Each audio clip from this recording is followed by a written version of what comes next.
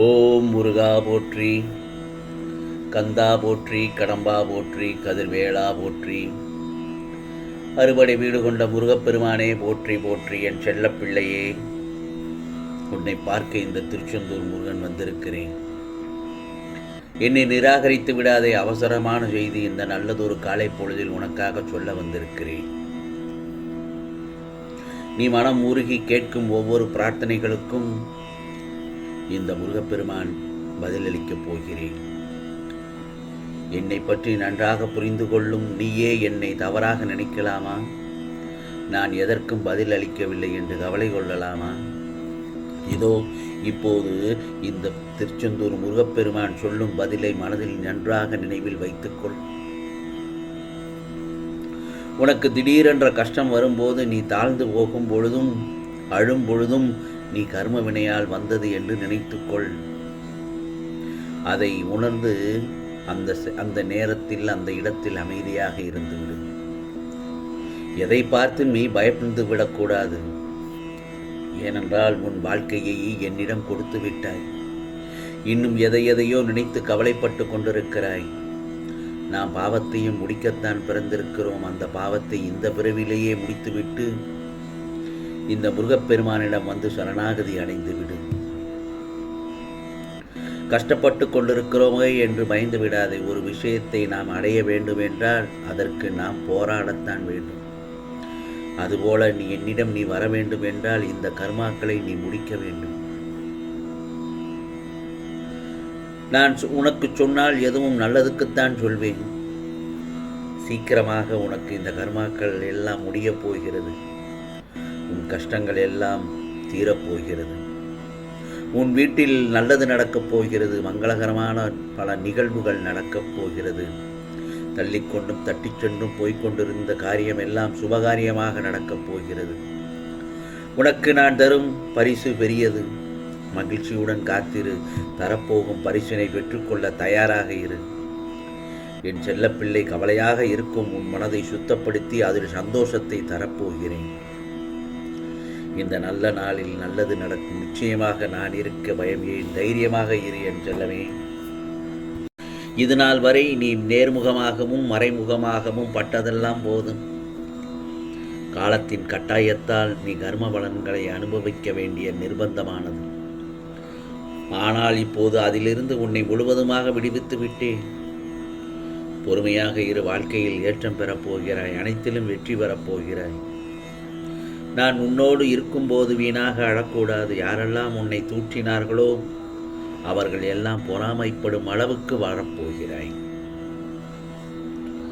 உன் வாழ்க்கையின் இருளை அகற்றப் போகிறேன். அதனால் தான் கூறினேன், நிச்சயமாக இந்த நாள் உன் கையில் ஒன்று சேரும் என்று. பிறகு உன் வாழ்க்கையில் பயம், சோர்வு, விரக்தி என எல்லாமே விலகி ஆனந்தம், மகிழ்ச்சி, சந்தோஷம் என்ற ஒளி மட்டுமே உன்னுள்ளே இருக்கப் போகிறது. நீ தேவையில்லாத சிந்தனைகளை எல்லாம் தூக்கி போட்டுவிடு. இனி நீ கவலை இல்லாமலும் பயம் இல்லாமலும் மன நிம்மதியோடு சந்தோஷமாக இருக்கலாம். ஏனென்றால் என் கைக்குள் இருந்து வரும் அதிமிகுந்த சக்தியானது உனக்கு தேவையானவற்றை மனம் உவந்து தரப்போகிறது. முருகா முருகா என்று என் நாமத்தை மட்டும் உச்சரித்து விட்டு நம்பிக்கையோடு இரு. நீ எதிர்பார்த்த விஷயம் தானாகவே உன்னை தேடி வந்து உன் கைகளில் கிடைக்கப் போகிறது. மற்றவர்களின் சொல் கேட்டு உன்னை நீயே தாழ்த்தி கொள்ளாதே. முடியும் என்று நினை. அப்போதுதான் எல்லாமே நல்ல வகையில் முடியும். உன் வாழ்க்கையில் இழந்ததையெல்லாம் இனி நீ திரும்ப பெறப்போகிறாய். உன்னால் முடியாது என்பது இங்கு எதுவுமே இல்லை. நான் சொல்வதெல்லாம் என்ன தெரியுமா? நீ ஒவ்வொரு நாளையும் தொடங்கும் போது புத்துணர்வோடு துவங்கு என்றுதான் சொல்கிறேன்.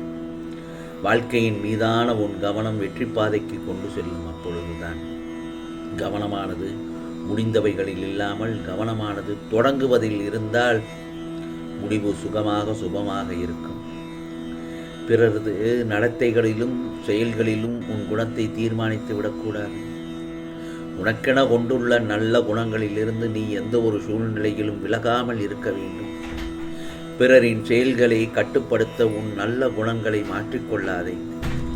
அனைத்தும் தானாகவே சரியாகிவிடும். பிறரை மாற்ற போராடி உன் நேரத்தை வீணாக்க வேண்டாம். ஆகவே தீரப்போகும் பிரச்சனைகளும் முடியப்போகும் கவலைகளும் உன்னை சந்தோஷப்படுத்த உள்ளன. பல நாட்களாக உன்னை ஆட்டி படைத்த மிகப்பெரிய பிரச்சனை, அதாவது கெட்ட நேரம், உன்னை விட்டு விலகும் நேரம் இது. இந்த நல்ல நாள் உனக்கு உற்சாகமாகவும் அதே நேரம் கவனமாகவும் இருக்க வேண்டும். உன் மனதை போட்டு வாட்டி வதைத்த பிரச்சனை என்னால் தீர்க்கப்பட உள்ளது. தினமும் முருகா முருகா என்று என்னை வணங்கி வந்தாய் அல்லவா? உன் பிரச்சனைகளை எல்லாம் தீர்க்க இதோ இந்த முருகப்பெருமான் ஓடோடி வந்து விட்டேன். நீ கேட்பதெல்லாம் கிடைக்க வேண்டும், கிடைத்ததெல்லாம் நிலைக்க வேண்டும் என்ற எண்ணம் சரிதான். உனது எண்ணம் உன் மனதில் வரும் மாற்றம் அனைத்தையும் செய்து அதில் வரும் சக்தி பெற்றது. ஏனென்றால் ஒன்று மட்டும் நல்லா தெரிஞ்சுக்கோ, மனம்தான் அனைத்திற்கும் காரணம். உன்னை துக்கப்பட வைப்பதும் சந்தோஷமாக இருக்க வைப்பதும் உன் மனம்தானே. பிறரிடத்தில் இருக்கும் உன் பணிவு பயமாக மாறிவிடக்கூடாது. பல சமயங்களில் உன் துணிச்சலே உன் சிக்கல்களை தீர்த்து வைக்கும். உன்னை வெறுப்பவர்களிடத்தில் உன் குணத்தை புரிய வைக்க முயற்சிக்காதே. புரியாதது போல் நடிப்பவர்களிடமும் எதையும் புரிய வைக்க முடியாது.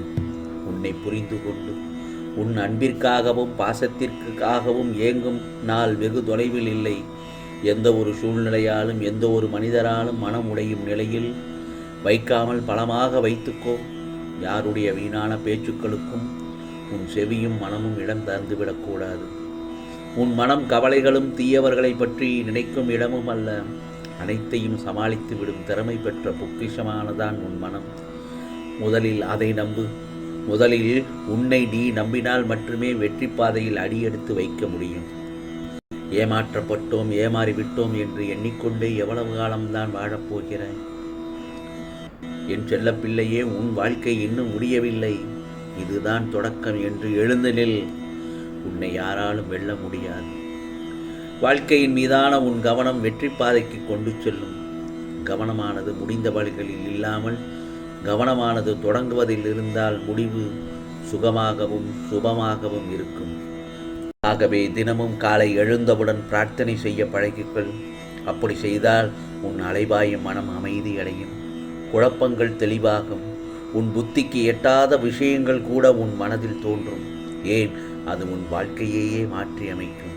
தினமும் 2 நிமிடம் பிரார்த்தனை செய்தாலே போதும். முருகா முருகா என்று உன் குணநலன்களின் நிச்சய மாற்றத்தை உணர்வாய்.